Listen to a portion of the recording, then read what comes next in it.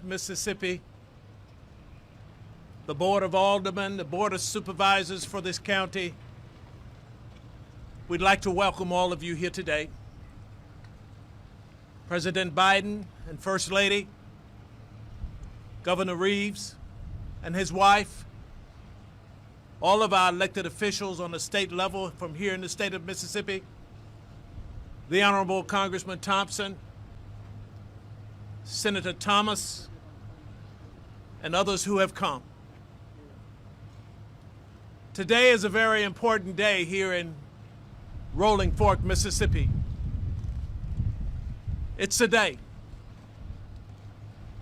that we are all thankful for. However, it's unfortunate that we are here for this purpose. But this purpose, by itself, is going to make Mississippi, Rolling Fork, a bigger and better community. I'm committed to working in partnership with state and federal leaders to ensure that the needs of this community are met. We have had so many people donating their time and resources to help our city, and we thank each of you for everything that you have done and everything that you are doing. But right now, the community is not only in disbelief, but grief as well. Therefore, we take this time to extend our condolences to all families who have been affected by this disaster. We know that this will be a long process, but the most important action we can take is not give up. Rolling Fork is not only a community, it's a family. And I'm a believer that a family that prays together stays together. So as we unite and walk hand in hand down the road to redevelop and rebuild this community, we must come together and stay a family. What has been lost cannot be recovered. But we are confident that the people of Rolling Fork, that we are resilient and we will make this community bigger and better. So now,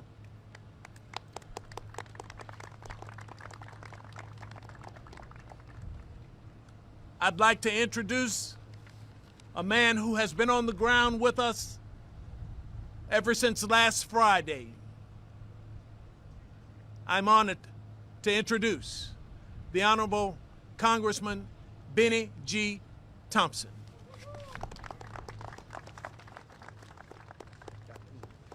Thank you, Mayor, Mr. President, First Lady. Let me say to all of you who are assembled here that this is a statement of commitment on the part of our federal, state, and local partners that in fact help is not just on the way, but help is here. The notion that 7 days ago, all the buildings you see around us, they were alive, vibrant, communities of Rolling Fork was made whole. And so in that 7 short days, we've come to this, and we now have to fix it and get it right. I made a call to the president and said we need help. We got a record declaration in terms of a disaster based on just what we see here today. And so it's important that as a community we continue to pull together. After people have left, we still have a long way to go. And we're going to rely on not just the federal and state and local partners, but our nonprofit partners who have joined us also. That's absolutely important. The church communities. I'd like to single out the Sharkey County Board of Supervisors. They've stepped up in a mighty way and really have done what's required. The Mayor and Board of Aldermen of Rolling Fork have also. But on Friday night, there was help coming from all over the Delta. Greenville, Mississippi, Yazoo City, Vicksburg, all those communities came to help, and that's what mutual aid is all about. So we personally thank you for that. So talks about well, the vision for this community is you just won't come back, but you'll come back better. And so that's the commitment that you'll hear from later in the presentations. So without further ado, let me introduce the governor of the state of Mississippi, Tate Reeves. Thank you, Congressman. Thank you, Congressman. And thanks to all of you for being here. For those of you from around the country that are watching now, please understand that this storm and what you're seeing behind me, this storm entered our state on our western border, right over the Mississippi River, which is not very far from here, but didn't actually exit our state until the northeastern border over the Tennessee-Tombigbee. And so what you're seeing behind me today is illustrative of what you would see if we were standing in Silver City, or if we were standing in Amory, or if we were in Carroll County, or Montgomery County, or Panola County. This storm was devastating to these communities. And as I said on Saturday morning when I was here, and I'll say it again, you can't help but have two emotions when you see this damage and when you are in this community. The first emotion is one of heartbreak. Heartbreak for the people who lost lives. Heartbreak for the people who lost moms and dads, grandmoms and granddads, and brothers and sisters. But you can't just have the emotion of heartbreak, you must also have the emotion of inspiration. Because what this storm has caused in this community in Rolling Fork in Sharkey County and in so many other communities from here to Amory is inspirational.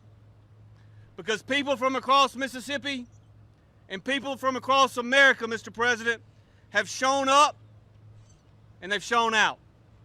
They've shown up to help people in need.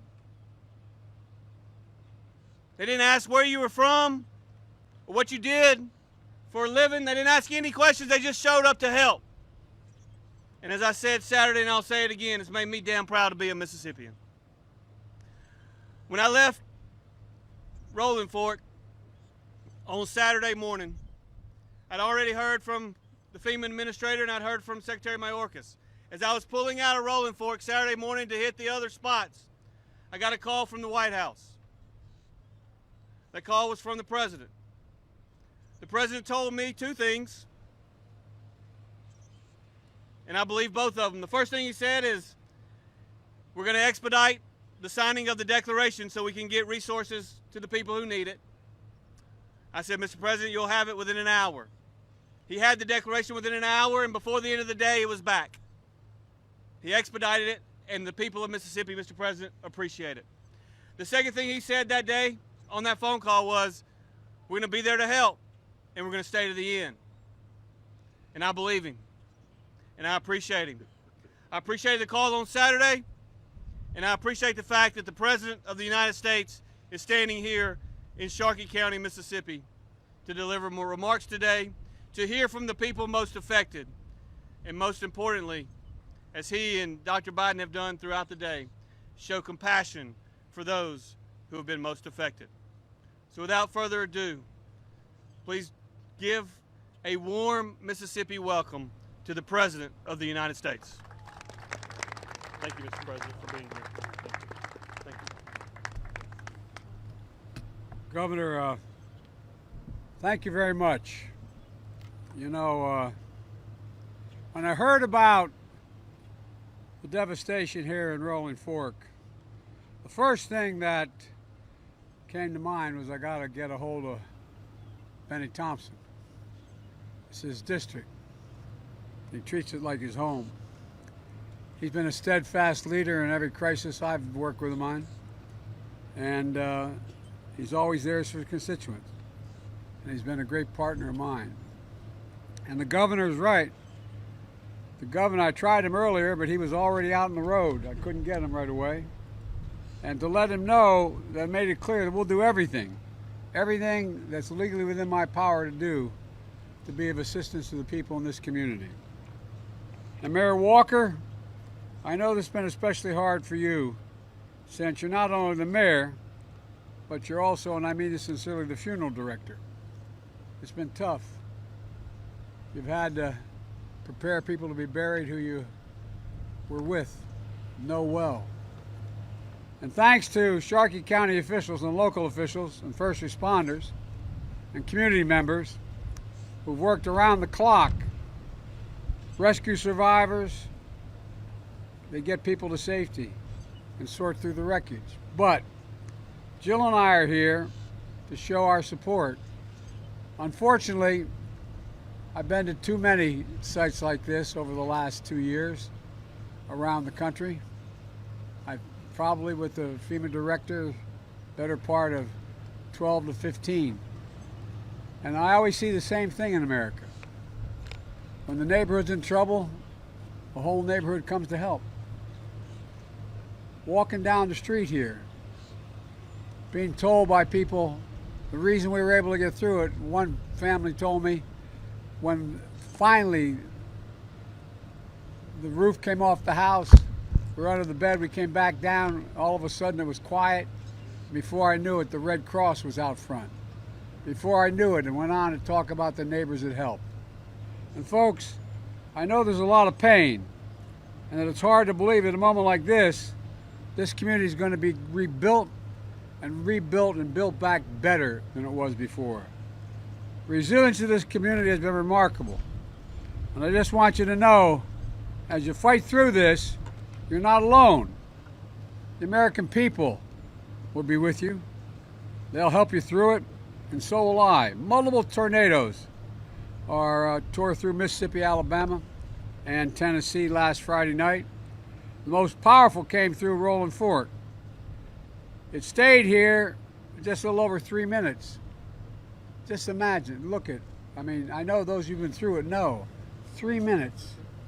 3 minutes, this neighborhood is basically gone. Stores, everything gone. And the most powerful part of the tornado came through Rolling Fork. It stayed here and had the effect, it was so devastating, unless you physically saw it, it's hard to believe. 13 lives lost. I met a number of the families earlier today, Jill and I, my wife and I. 300 homes and businesses are nothing more than piles of twisted materials mixed up with personal items that mattered so much. Teddy bears, family albums, clothes, dishes, basics of life, all gone. People still going through the rubble, seeing if they can find that picture of Grandma, or that wedding ring that was on the bureau, or that special memento that meant so much to them. They get lost too. Some of this dysfunction and destruction that you're seeing here is going to take years to recover and rebuild. But we're starting now. When I spoke to the governor, he said what he needed most was a federal disaster declaration, so that the earliest hours of Sunday morning I signed that expedited major disaster declaration, which gave you more access to more federal resources. With that declaration, we're providing funding to cover overtime for local emergency responders, to cover the cost of removing all debris, 100% of that cost. We're also authorizing cash grants for people who lost their homes, whether they own or rent, to pay for things that may not be covered by insurance, like temporary housing, home repairs for those who have homes still standing, or to replace lost personal property, like furniture and appliances and vehicles. You know, after talking to Benny and your governor, today I authorized the federal government to cover 100% of the cost for removing debris and emergency measures that are involved in keeping up here. by keeping shelters up and running and paying for every overtime for everyone. 100% of the cost, not for the state, but for us, for 30 days. And then after that, we're not leaving either. In the midst of all you're dealing with, I know that it's overwhelming. You got to figure out how we can help, what you need. That's why right now we have 300 federal personnel on the ground, including FEMA disaster survivor assistance teams, to ensure a well-coordinated response to get you the assistance you need. We're walking through damaged neighborhoods to find people in need and help them. They're walking through now. Going on, if there's any doors to knock on or people stand there just to find out where everyone in that house was or is. We're trying to make it easy as possible. So on Monday, the FEMA Disaster Recovery Center will be opening in four counties, including this one. So we'll be able to walk into a situation, explain your circumstance, let people know what you need, and learn more about how you can get the help as quickly as possible. Can't hear me? Oh, you're talking to somebody else. I'm sorry. Look, you can also apply for assistance for FEMA online. The online is disasterassistance.gov or call 1-800-621-3362. 1-800-621-3362. Already, 1,700 people, 1,700 people have signed up for help. In addition, the Department of Agriculture has made sure families qualifying for Supplemental Nutrition Assistance Program, so-called SNAP program, can use these benefits for meals in grocery stores, gas stations, convenience stores, the dollar store, and other vehicles. You can use that SNAP money, those SNAP material, to get meals you need.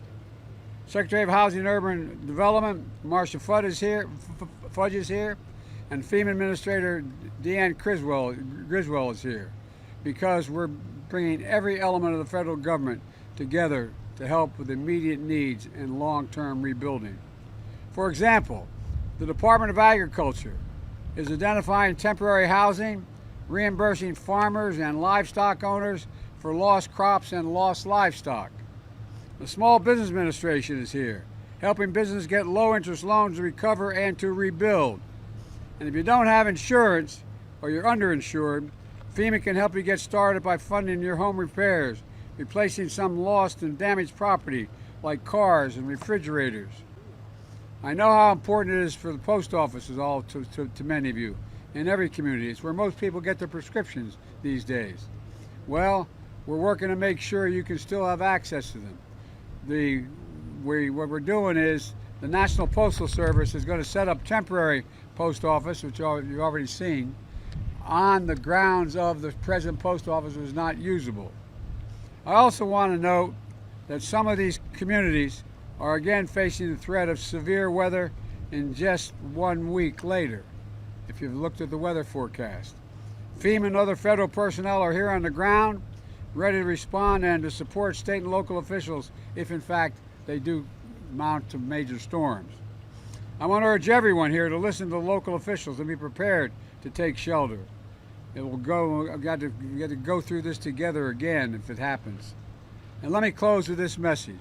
The people of Rolling Fork and Amory and Silver City and Carrollton and Winona and that other communities that have been hit. We're not just here for today. I'm determined that we're going to leave nothing behind. We're going to get it done for you. That's why I'm here, why your Congress is here, why the governor's here. We're focused on making sure you got the place to sleep, food to eat, helping you rebuild your lives in Rolling Stone. But long term, I know this is your community. This is where you built your lives. And we're going to make sure you can stay right here. There's nothing we can do to heal the hole in your hearts left by the 13 people who passed, many of whom I met their families. Melissa Price, Lonnie Price, Mary Bush, Doris Harris, David Moore, Phyllis Maxey, Darrell Purvis, Linda Herman, Erica Moore, Brenda Odoms, April Johnson, Lavette Herman, and Wendy Kelly. As I've told some of the survivors, we all have had experiences, not the same, but getting that sudden experience you lost someone is devastating. It's absolutely devastating, and we kind of understand it. But I've heard incredible stories about the spirit of these families and the resilience and your bravery. The town of Rolling Stone will be back, and we'll be with you every step of the way. And what did I say? I said Rolling Fork, Rolling Stone. I got my mind going here. We'll be back, and we'll be with you every step of the way. So God bless you all, and God bless our first responders. Thank you.